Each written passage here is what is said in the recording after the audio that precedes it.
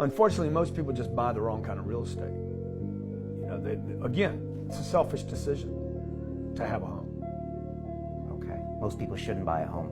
No one should buy a home. Interesting. Which is the opposite of the American Homes dream. were not built for people. Homes were built for banks. The bank created that product to sell money. You can't just loan people money. You need a product in between. Like when people start really understanding what I'm telling them, they're like, wait, what did he just say? The bank can't lend money for just money.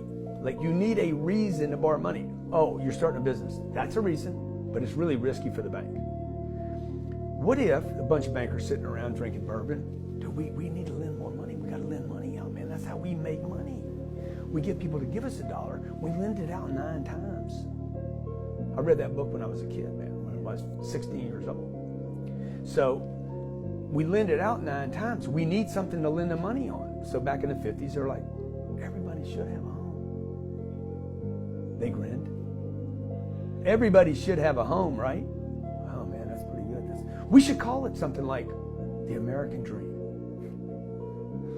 Can't just call it a house, right? Everyone should have one, right? They got the politicians behind it. Yes, everyone should have one. And then what they did was basically those homes were built for banks because who made all the money on the homes? Wasn't even the builder. Certainly wasn't the homeowner.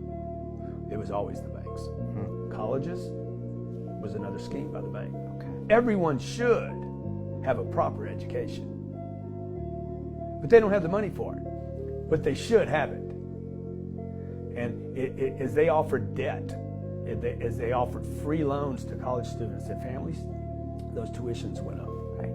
So we've been sold a big old fat lie. Totally. And what do people say when you tell them that? You're crushing everything they've been told their whole life. They're like, no, Grant, that's not true. I want to own my home. Most people are going to write me after this interview and say, can you explain that again? Shouldn't I own my own home? No, you should never own one door.